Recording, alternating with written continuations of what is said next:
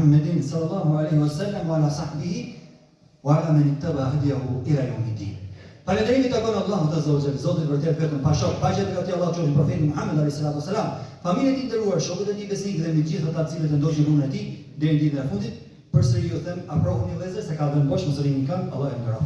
Vëllezër nderuar, kur profeti Muhammed sallallahu alaihi wasallam po udhëtonte me Xhibrilin alayhi salam, dhe burakun dëgjon një erë të mirë. Dhe thotë o Xhibril, nga vjen kjo era mirë? Thotë vjen nga varri i shërbetores e asaj që krehte flokët e vajzës së Firaunit. E keni dëgjuar shkurtimisht për treguar se çfarë shpërblimi ka tek Allahu Azza wa Jalla vendosmëria, qëndrueshmëria në fenë e Zotit. Dhe se në atë nuk bëhet pazare. Dhe nuk bëhet tregtim me fenë Allahu Azza wa Jalla. Nuk shihet dhe nuk blihet feja e Allahut. Ai është Zoti i gjithësisë, kushdo nga ne ka për veten e tij, do ta shpërblejë Allahu çdo sakrificë njeriu. Sa që arrin shpërblimi sa, vetëm Zoti e di se kur ka ndodhur, sa vite përpara ka ndodhur, një profeti sallallahu alaihi wasallam thotë, dëgjova erë të mirë kur udhtova dhe të erë vazhdoi dhe dëgjoi me lajket deri në kamelit. Për të vajzë e cila dha një shembull, çfarë shembulli? Duke krehur vajzën e Firaunit i bin kërin tokë, thot bismillah, në emrin e Zotit. Çuditë vajza e Firaunit thot, a keni Zot tjetër përveç babait tim? Thot po, unë kam Zotin e vërtet, Zotin tim dhe Zotin e njerëzimit dhe Zotin e babait tan. Si ka mundësi ndodhi kjo, si është kjo derisa çon lajmi tek babai.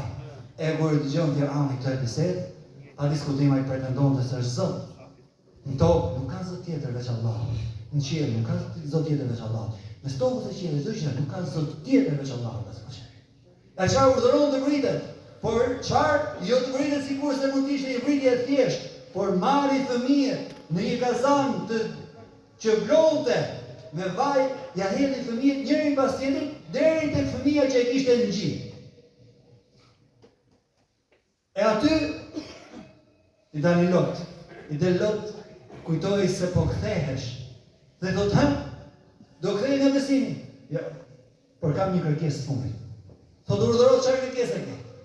Thot, pasi të mbarosh punën me ne, se djali ose fëmia e thot nën, mos hezito, flet fëmia, një nga fëmijët që ka punën, është fëmijë.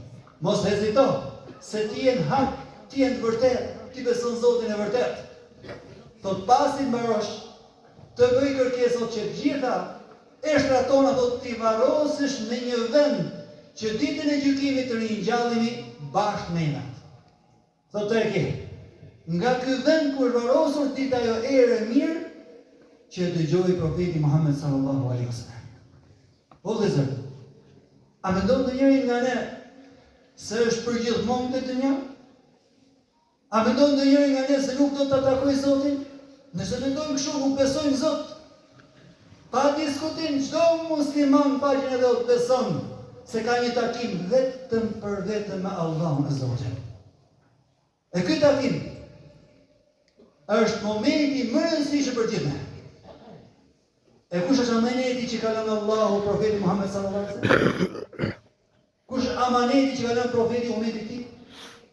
Namazi. Për të arsye ka veçuar Allahu Azza wa Jalla nga gjithë urdhrat e tjerë.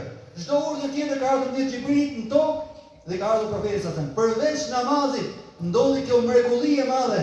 E ngriti Allahu Azza profetin më natës. Nga Mekka në Aksa, nga Aksa në Sidrat Muntaha, e urdhëroi Allahu për të falur 50 namaze.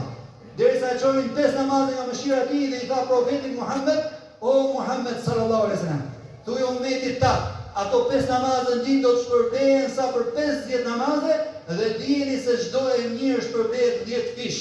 E bëri një mirë, edhe 100 lekë, e ke 1000 lekë ose 10000 lekë ose 100.000 lekë, Allahu ta shumëzon me 10. E kujton Allahu në atje tjetër thot, ja shëndishon Allahu me 70, me 700, ja shëndishon Allahu sa do me. E mira ngel dhe të shoqëron, po në njëjtën kohë edhe e keqja ngel dhe të shoqëron. Asgjë tjetër përveç mirës dhe të keqes nuk shoqërojnë. Gjithë do të ngelin të dynja, do t'i lesh dhe do t'i japish ndarje, ose më mirë, dynjaja do t'i japi ty ndarje. nuk manë edhe njëri. Gjithë i përëndon se ajo është me mirë dhe ti e për të, në fund fare thot, ka qenë për këtim bosh, ju nuk keni punë tu, ju nuk keni krijuar për tu, shkoni dhe urdhëroni, jeni të ndarë. Të gjithë, tek Allahu shoqërohen veprat e mira. Kjo ndodhi ka shumë mësime, por mjafton sot vetëm të mbani në vëllezër të nderuar. Namazi është adhurimi më i veçantë dhe është miraxhi i çdo muslimani ka Allahu subhanahu. Është biseda jote me Zotin e Jesisë. Qetësimi i zemrës dhe shpirtit. Kur ke hall dhe probleme, kur ke mirësi dhe begati, ulu. Hali tyre ka namaz, kërkoj Allahut bereqet dhe mirësi, kërkoj Allahut zgjidhje të hallet dhe probleme, dije se Allahu e dëgjon zërin tatë. Elus Allahu në Zot na falë na mëshiroj.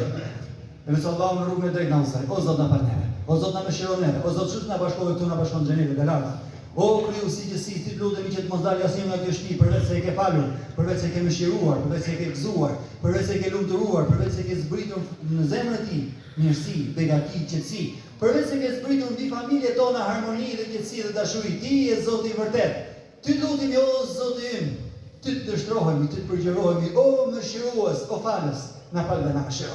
O mëshirues, o falës, na fal dhe na mëshiro. O Zot, zbritni ne qetësi në zemrat tona, rahati në zemrat tona, rahati në familjet tona. O Zot, na largo çdo të keqe. Ti je Zoti, nuk ka Zot tjetër. O Zot, na largo çdo të keqe, qoftë nga njerëzit, qoftë nga xhinët. O Zot, lutemi ti që të mos dalë asnjë nga kjo xhami. Përveç se ja ke larguar çdo hall, çdo breng, çdo stres të zemrës ti. O Zot, jesi lutemi ti që të mos dalë asnjë nga kjo xhami, përveç se ti e ke shënuar emrin e tij tek ata të cilët do të jenë në shoqërinë e profetit Muhammed sallallahu alaihi wasallam. O Zoti, mos na kthe duart tona bashkë. O Zoti, mos na përvone për shkak gabimeve tona, për shkak gjinave tona.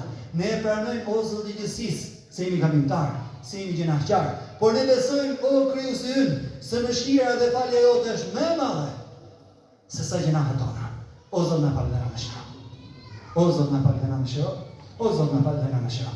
Inna Allaha wa malaikatahu yusalluna 'alan nabi ya ayyuhalladhina amanu sallu 'alayhi wa sallimu taslima.